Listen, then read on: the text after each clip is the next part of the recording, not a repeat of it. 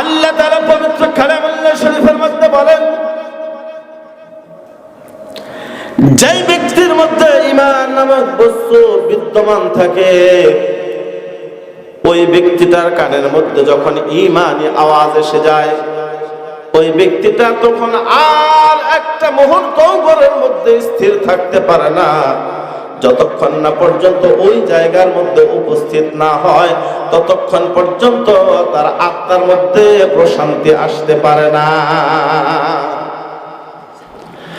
ভাইরা আমার, বন্ধুরা আমার, কিন্তু এমন কিছু লোক আপনাদের সমাজে, আপনাদের এলাকার মধ্যে এমন কিছু লোক ঘরের মধ্যে শুয়ে আছে, যে মানুষগুলা ইমানদারের দাবিদার, ইমানের দাবিদার হওয়ার পরেও তারপরেও ঘরের মধ্যে শুয়ে আছে, বিভিন্ন প্রকার টেলিভিশনের মধ্যে বিভিন্ন প্রকারের অনুষ্ঠান দেখতেছে, ঠিক কিনা বলেন? ভাইরা আমার, বন্ধুরা আমার, আমি আমার ভাষায় একটা কথা বলি, যেমন দুনিয়ার মধ্যে আমরা দেখি সাপুরিয়ারা ভিনবাসীর মধ্যে ফু দেয়, ভিনবাসীর মধ্যে ফু দেওয়ার পরে যেই সাপটার মাথার মধ্যে বিষ আছে, অর্থাৎ বিষধর সাপগুলো তখন যখন কি করে ওই ভিনবাসীর শব্দটা শুনতে পায়, তখন আর গর্তের মধ্যে স্থির থাকতে পারে না, যতক্ষণ না পর্যন্ত এই সাপটা সাপুরিয়ার কাছে না আসে, ততক্ষণ পর্যন্ত সে স্থির থাকতে পারে না। ঠিক তদ্রূপ ইমানদার দাবিদার যারা, ইমানের দাবিদার যারা, তারা কিন্তু আজকের এই রাত্রিতে ঘরে বসে থাকতে পারে না। আপনারা আমার কথায় রাগ করছেন? সম্মানিত হাজির, আমরা এই জায়গার মধ্যে যারা বসেছি, যেই সময়টা আমরা অতিবাহিত করতেছি, এই সময়টা আমার আপনার জন্য অত্যন্ত দামি, ঠিক কিনা বলেন? আল্লাহ পাক পবিত্র কালামুল্লাহ শরীফের মধ্যে বলেন, মা ইয়ালফিযু মিন কাওলিন ইল্লা লাদাইহি রাকীবুন আতীদ। আল্লাহ তাআলা কত সুন্দর ভাবে বলতেছেন, 26 নম্বর পারা 18 নম্বর পৃষ্ঠা, আল্লাহ তাআলা বলতেছেন, মানুষ এমন কোন সময় অতিবাহিত করে না যেই সময়টা, মানুষ এমন কোন কথাও বলে না যেই কথাটা, যেমন কোন কাজও মানুষ করে না যেই কাজটা আমি আল্লাহ তাআলা রেকর্ড করে রাখি না। অর্থাৎ আমি আপনি দুনিয়ার মধ্যে যা কিছু করি, সমস্ত কিছু আল্লাহ তাআলার পক্ষ থেকে রেকর্ড করা হচ্ছে। সুবহানাল্লাহ। ভাইরা আমার, বন্ধুরা আমার, তাহলে আজকে যে এই যে বাইতুল হামদ জামে মসজিদের উদ্যোগে মাহফিল অনুষ্ঠিত হচ্ছে, বলুন না এটা কি আল্লাহ তাআলার কুদরতি ক্যামেরার মধ্যে উঠবে কিনা? দুনিয়ার ক্যামেরার মধ্যে এই যে দুই পাশে দুইটা ক্যামেরা দেখতে পাচ্ছেন, এই দুনিয়ার ক্যামেরার মধ্যে দেখা যায় আমি আজকে যে বয়ানটা করতেছি, এই বয়ানটা ইচ্ছা করলে 1 বছর পরে শুনতে পারবেন কিনা? শুনতে পারবেন। আপনি যদি ইচ্ছা করেন 5 বছর পরেও এই বয়ানটা শুনতে পারবেন। আপনি যদি ইচ্ছা করেন 10 বছর পরেও এই বয়ানটা শুনতে পারবেন।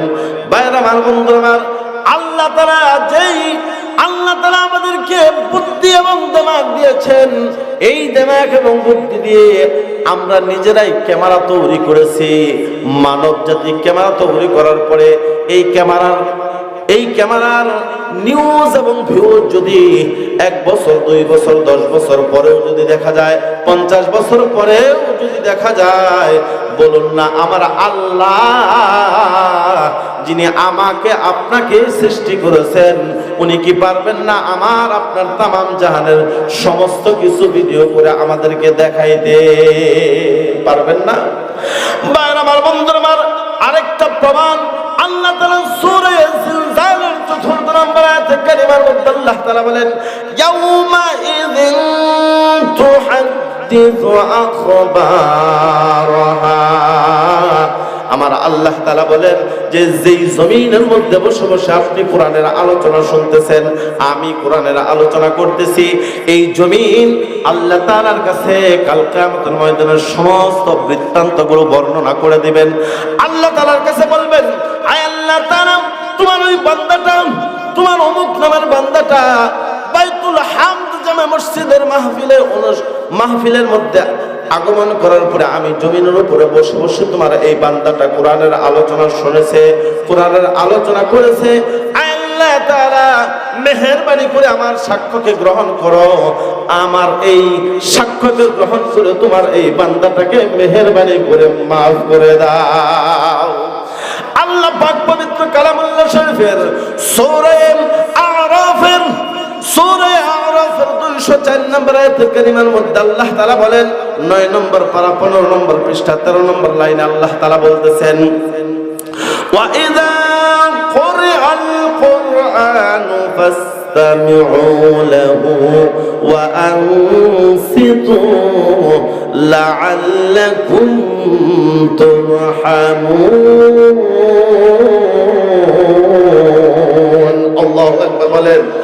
আবার আল্লাহ তাআলা বলেন, যখন কোন বান্দার সম্মুখে কোরআনের আলোচনা করা হয়, কোরআনের তিলাওয়াত করা হয়, এই কোরআনের আলোচনাটা, কোরআনের তিলাওয়াতটা যেই ব্যক্তি কি করে, অত্যন্ত মনোযোগের সাথে দিলের কানটা লাগায় যখন শ্রবণ করে, আমি আল্লাহ তাআলা ওই সব ব্যক্তিদের উপরে আমি আল্লাহ পাকের খাস রহমতগুলো নাজিল করে দেই।